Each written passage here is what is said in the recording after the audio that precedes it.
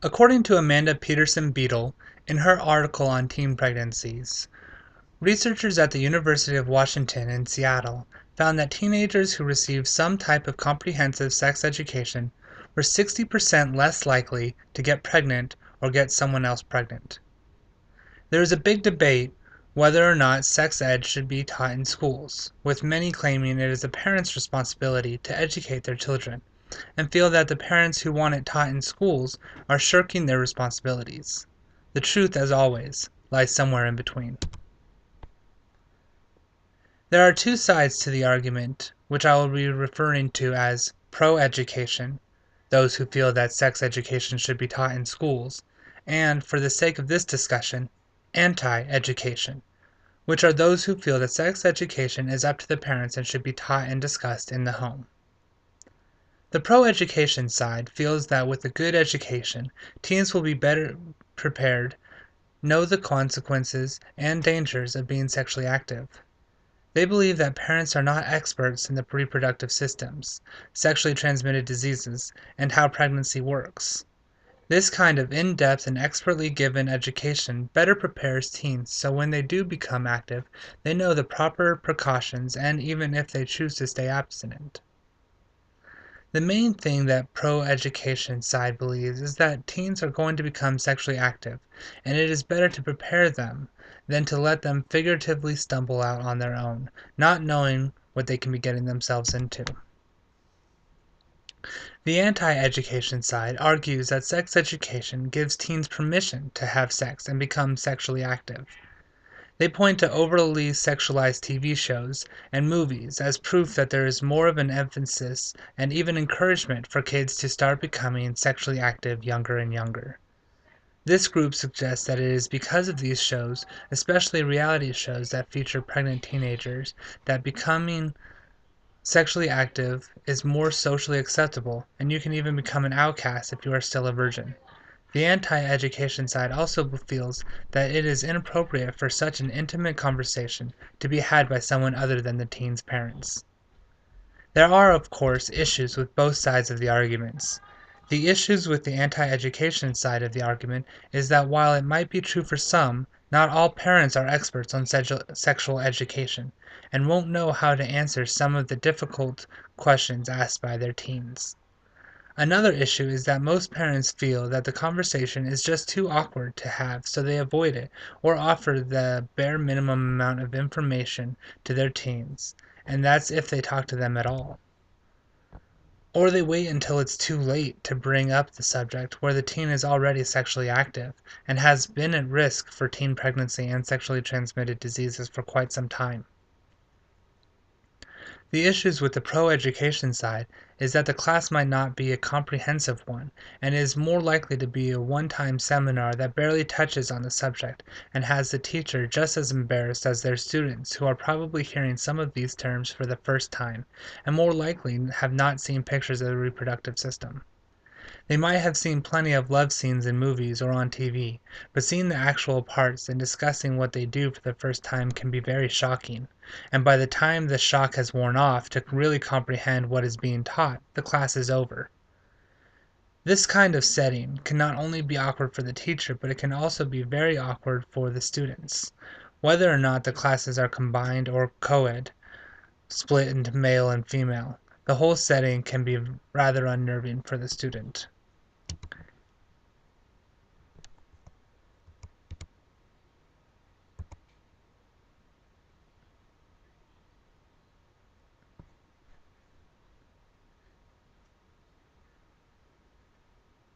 Teen years and high school years are hard enough with kids trying to fit in socially and prove they are cool. For example, it could be very difficult for a young boy to ask questions about sex in a class with other boys that he is trying to prove himself to. So instead, he just stays quiet, hoping that someone else will ask a question he had, or just assume that everyone else knows except for him. The issue is that many states do not require sex education, and when it is taught, there are no requirements on how it is taught, or it is taught as an abstinence-only class. The issues with abstinence-only classes is that while they do emphasize a good point, they do not teach what could happen if you do not stay abstinent. According to Amanda Peterson Beadle, she describes how Mississippi is one of the states that do not require sexual education, and when it is taught, that abstinence-only education is the standard across the state. New Mexico also does not require sexual education and does not have any specific requirements on what kind of sexual education should be taught when it is taught. These two states are numbers 1 and 2 respectively for the highest teen birth rate. You also have the opposite situation happening in New Hampshire, where the state requires a very comprehensive sex education course and has the lowest teen birth rate at just under 16 births per 1,000 girls. I have a friend and coworker named Tiffany. Tiffany grew up in Utah and had a very conservative family. Her first experience with the sexual education class was in grade school with the maturation program, and it only went over the reproductive organs. Like many teens in Utah, she received her sexual education in high school when she was about 15 or 16. This was right along the same time when she started becoming sexually active, but contrary to the popular opinion of the anti-education argument, she explains that she did not feel like the class had given her permission to become sexually active, mostly because she remembers very little from the class. She remembers that there was a class and it was split by gender, but even though she was in a class consisting of only students her own age and gender, she was so uncomfortable discussing sex that she never asked any of the questions, and neither did any of the other girls in her class. As a result, the class was very vague and did not go into very much detail. And because of this, the class did not provide very much information. She was raised in a conservative Catholic family, and she did have a sex talk with her mom, but it was very uncomfortable, and because of that, it was short and did not consist of very much information, and she did not take away anything from it. From what she remembers, her mom explained to her that now that she was getting her period, she could become pregnant.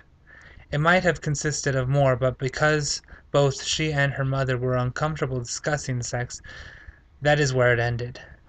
She remembers her mother trying a few other times to talk to her about sex, but she would avoid the conversations, and her mother never pressed the issue.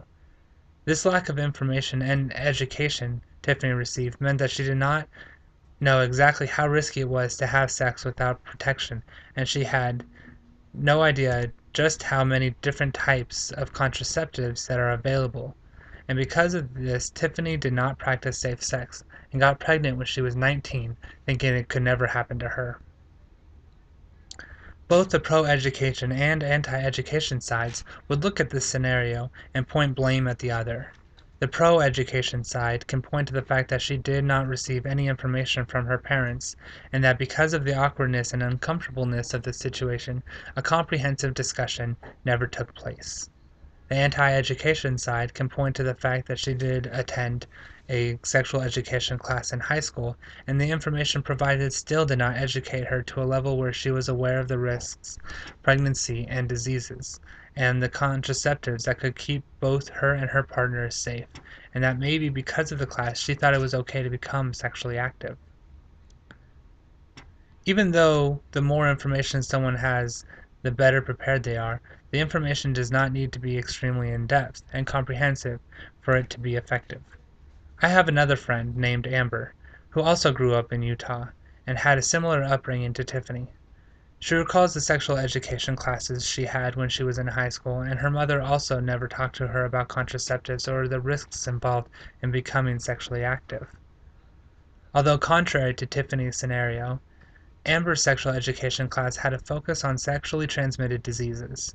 Her class did not go into very much detail, and she did not have discussions on ways to prevent, and although it would have been better to discuss all of the options available to her, it was useful for her in one regard, that she was very cautious about contracting a sexually transmitted disease, so when she did become sexually active, she made sure she always used a condom. Amber became sexually active around the same time Tiffany, and also did not feel that the class gave her permission to become sexually active, but like Tiffany, it was more of a coincidence that she became active around that time. Also, because Amber was nervous about contracting a sexually transmitted disease, she also made sure to use protection and never got pregnant. Again, both sides would make arguments that Amber was let down in her education by the other. The anti-education side would argue that because Amber had attended the sexual education class, that she felt empowered to become sexually active as long as she used protection. They would argue that if she had questions about sex, she would have gone to her parents, but because she was taught about it in school, she never did, and so she never got the information her mother could have provided. The pro-education side would point out that her mother never spoke to her about sex, and if she did not attend the class, she would not have received any information at all. They would also argue that the education worked, and because of the information she received in the sexual education class, she did not have any unwanted pregnancies. As I have discussed through this speech, neither side is perfect, and what works for one teen might not work for another. The best way to properly inform a teen would be to have both sides combine for the greater good of the education of the teen. The parents are not experts in sexual education, but a teen might not feel comfortable asking questions in a classroom full of his friends. Also, the school can educate as much as they want, but it's up to the parents to make sure that the education sticks, and if they are sexually active, to make sure that they are being safe and proper precautions are taken.